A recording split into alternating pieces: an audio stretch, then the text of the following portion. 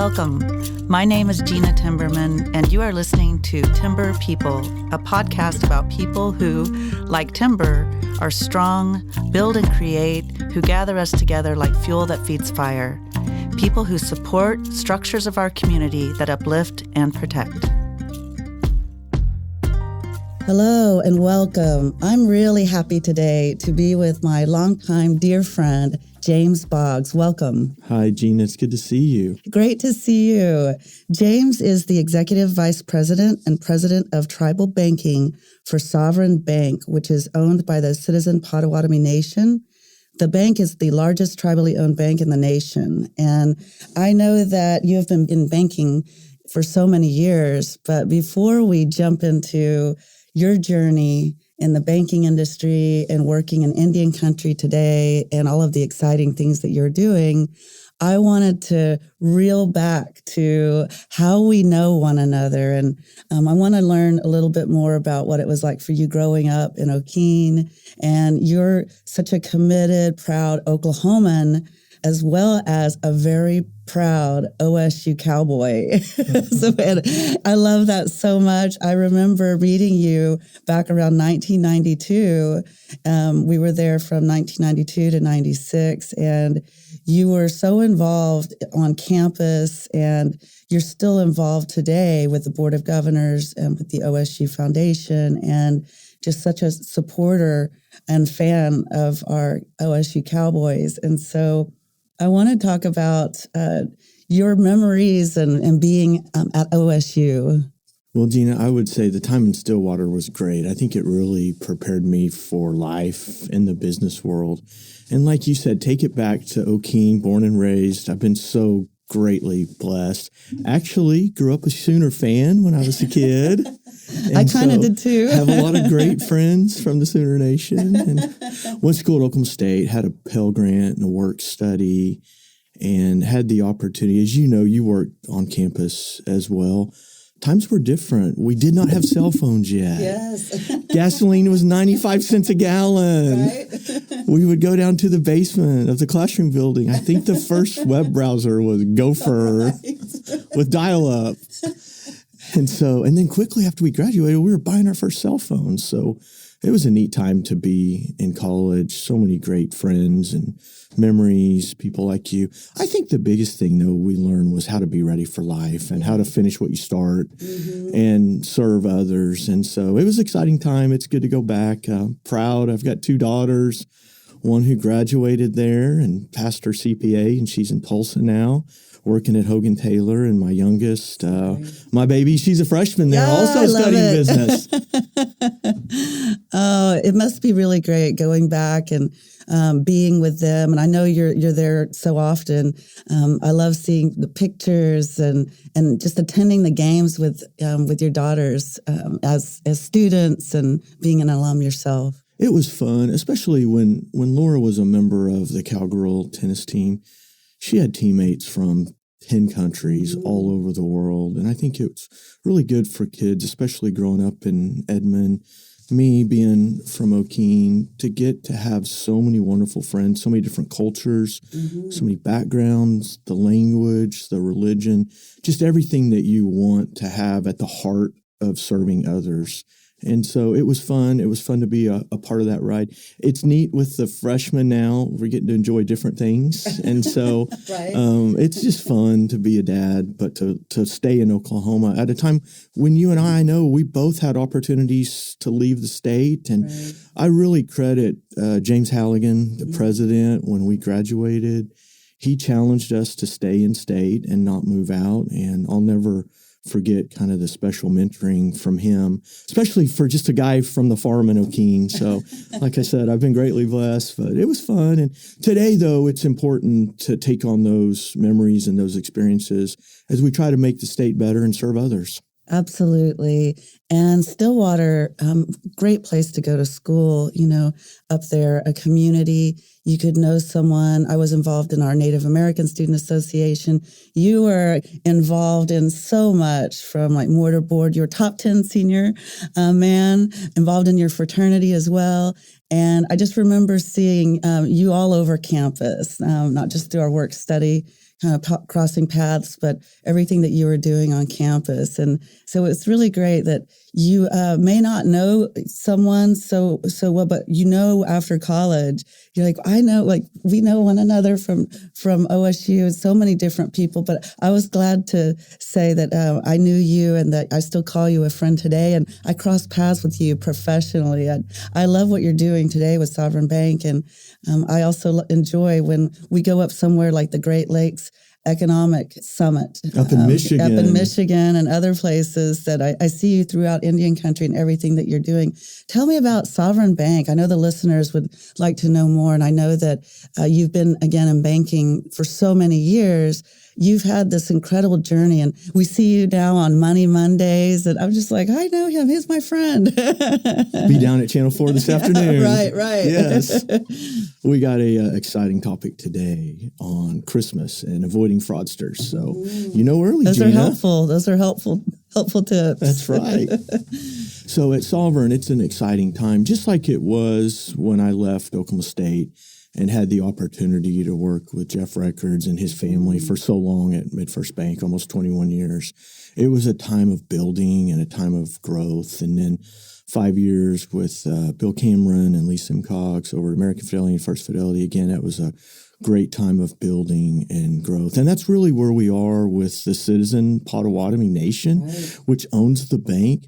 It's an exciting growth and building phase as well. I remember back to the spring of 2021, life was great. I was a couple miles from my house. I was moving mom and dad from O'Keene closer, and I had this opportunity. The tribe, Citizen Potawatomi Nation, owned a bank in Shawnee, and they were purchasing a bank in Oklahoma City, and I had the opportunity to speak with the leaders at the bank that was selling. David Durrett, just a longtime great banker, right. 45 years of banking, yes, was selling his bank. And Brian Kane, our CEO, was buying on behalf of the nation. And so it's just been exciting. Fast forward, so in April of 2021, the bank was around $250 million. Mm-hmm. And then in July of 2021, they purchased the First State Bank in Oklahoma City. And instantly overnight, it went from about $250 million to over $600 million in assets. And so I joined the team the 1st of August of 2021. And if you go back before that to 1989, before you and I were even in college, right, the Citizen Potawatomi Nation purchased a failed institution from the FDIC. And what was really impactful about that acquisition, Gena, was that it became the first tribally owned bank in the nation.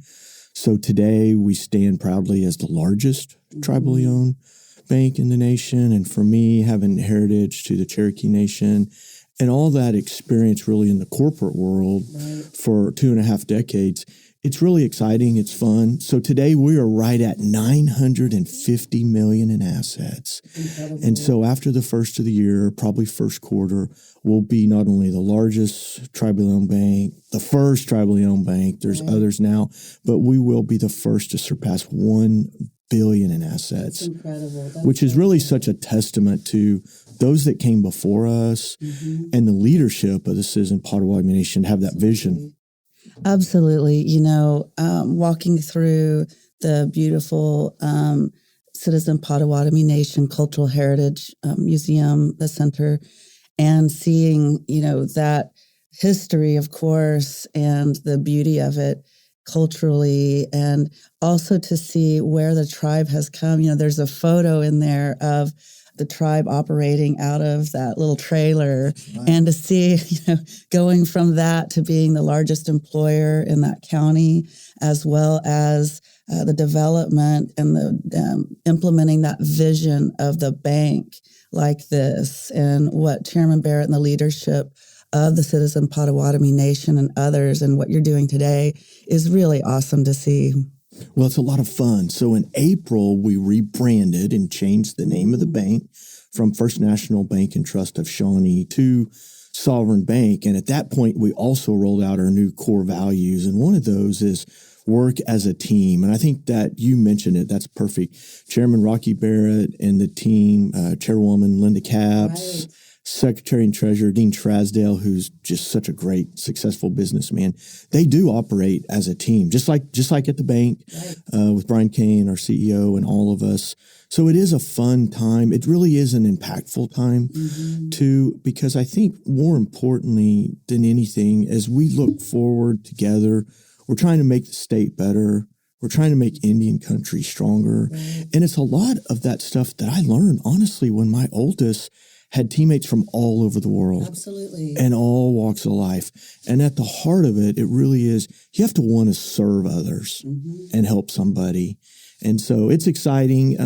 There's a lot of great things. If you're merging two banks together and you go from 600 to 950 to soon over $1 billion, it's a lot of fun. But at the end of the day, there's a lot of need, especially in Indian country, for the underserved. And so whether it's somebody that, Gena, that needs a car loan to get to work to enhance their family and their family's life, or if it's to help a nation directly. And it really is special because you're seeing tribal nations, not only in Oklahoma, but across the country, diversify out of gaming. And that's where that experience as a commercial banker for so many years has really been fun to put to work to help others. Right. Putting the pieces together. And you mentioned that team. It does take the teamwork to make the dream work. It really does. And I know that you have a lot going on intra-tribally, but that intertribal support as well. And it's been really cool to see you and your team in action, working with other tribes in the state, but outside of the state as well. And also that connection that the Potawatomi people have across this continent and what is possible if you work with one another. I think the key is to always want to do what's right and to be consistent. And you've seen our team. I'm so blessed. We have a great team. They're consistent, but they're also very genuine. And I think that we realize it's a long haul. If somebody wants to call it a marathon or however they want to call it, for us, it's a long-term play of consistency and being there and showing up and realizing that things take time.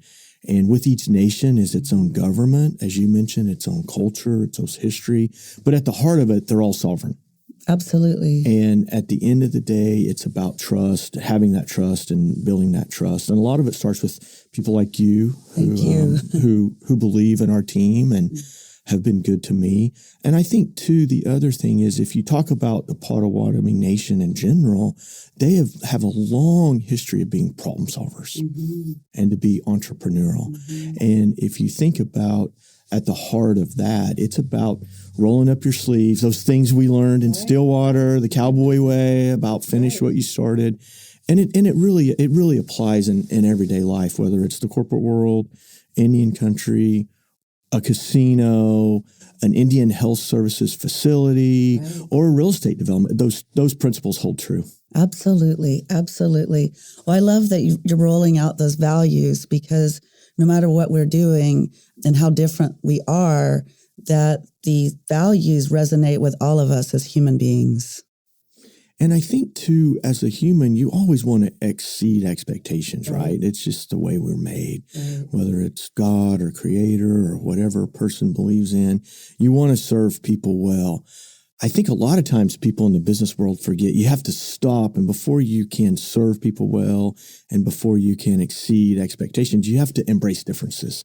And that's what's been really fun the last 3 years about working for the nation, at the bank, across the country, with so many other tribal nations. There really is a lot of tremendous assets and wonderful people and smart people, but exciting projects too. Absolutely. Absolutely. And I know you're serving tribes in many different ways, as well as individuals, from tribal governments to tribal healthcare organizations, the gaming and hospitality industry, construction, retail, housing, and other tribal enterprises. It's really great to think about that in that multifaceted, diverse way, because so many oftentimes think about economic development with tribes being just about gaming. that diversification and really understanding what tribes are contributing to our economy today is really important. It is. I think if you look across the state, affordable housing as a great example, tribal nations are the leaders in that. And we could probably spend a whole hour talking about just affordable housing and all the different things that the tribal leaders or tribal members or tribal governments are doing for affordable housing. The ARPA funds that are out there now with all the new development. A lot of counties in Oklahoma, they need child care. They need a daycare for people to drop off their kids to go to work. And the tribes really are the leaders in that as well. And everyday people can take their kids to daycare and drop them off. The health needs in rural Oklahoma, the way you and I grew up, is such important need. Not everybody's fortunate to come from Okeen where they have a hospital. It's a very unique blessing that I had that I don't think I ever realized growing up as a kid. And so I think the other thing that's so important is the way that the tribes give back, not only to each other and to their members, but to the state as a whole. And so it's exciting. You know, this year, the Citizen Potawatomi Nation had a basketball team that won its league championship, the Potawatomi Fire. And so it was fun to see people pack that arena in Shawnee from every walks of life. And so many different tribal nations would show up and watch and cheer. And so many people would drive into Shawnee. So it's neat. It's exciting. But I think more importantly, we're at a really important crossroads as a state. And I think back to President James Halligan challenging you and I hope there's some young kid out there that hears you and I today and they decide to stay in Oklahoma, because there's so many opportunities in Oklahoma to work for one of the tribal nations. There's so many opportunities in the business world. There's so many opportunities for kids that go to career tech. So I just hope that if there's some out there listening and they're thinking about moving, they change their mind and just stay in Oklahoma. Absolutely. And the opportunities, you mentioned having a hospital in areas throughout Oklahoma like Okeen, that outside of the big metropolitan areas is really important. Also having those job opportunities, the job creation that tribes have. And I think about mentorship opportunities. I really hope that our young people, and I know that many young professionals are watching what people like you are doing in your career and what you're doing for tribal nations like Citizen Potawatomi Nation, that is inspirational and that encourages people to really think about career choices and really advocating for healthcare throughout Indian country, throughout different areas of the state. You're right, Gena. Just last week at the Harold Ham Diabetes Gala, we were so fortunate and blessed to have Amy Grant and Vince Gill in town. And just the fight to find a cure for diabetes in our state. You see the tribal leaders. Governor Anna Tubby was there, former chairman of that board, and I'm honored to be the past chair of that board down at the OU Health Sciences Center. So I do have friends on both sides of the bedlam and love serving others. But I think more than anything, in our state, diabetes alone is one of those things that it never shows up as the cause of death, but it was always the start for something else. And so if you're a young kid and you're into science and math, some of the smartest scientists in the world are right here in Oklahoma City at that Harold Ham Diabetes Center every day doing research and fighting to find a cure for something so devastating as diabetes, which impacts the state, the tribes and the non-tribal members equally as well. It picks on all of us. There's so many great things right now in our state that I just hope that everybody realizes that it's a fun time to be in Oklahoma. It really is. I want to thank you for your service to our state. You volunteer so much and have over the years, and from Oklahoma State University to, as you mentioned, the Harold Ham Diabetes Center, the McBride Foundation. And I love that you walk into this building and you have seen its development, where we have our podcast in the New View building. You've seen its identity over the years. And I appreciate that that you have been a witness to all of the cool things that have been emerging and evolving in our state and our community. It's special here, and to be a United Way agency is a special honor as well. And so it's just great to be here. It's an honor. Thank you so much. James Boggs, I want to thank you for joining us today. My great friend, I appreciate you and your friendship, and I look forward to all of the adventures we have before us. Thank you. Thank you, Gena.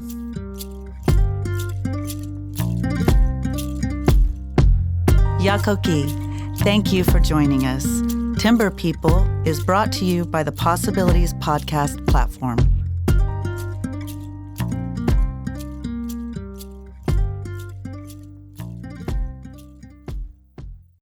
As we wrap up, Possibilities would like to give a special thank you to this episode's sponsor, Chickasaw Nation, paving the way for creative expression in our community. Their commitment to our vision allows us to continue to have these conversations. We are grateful for your continued support, Chickasaw Nation.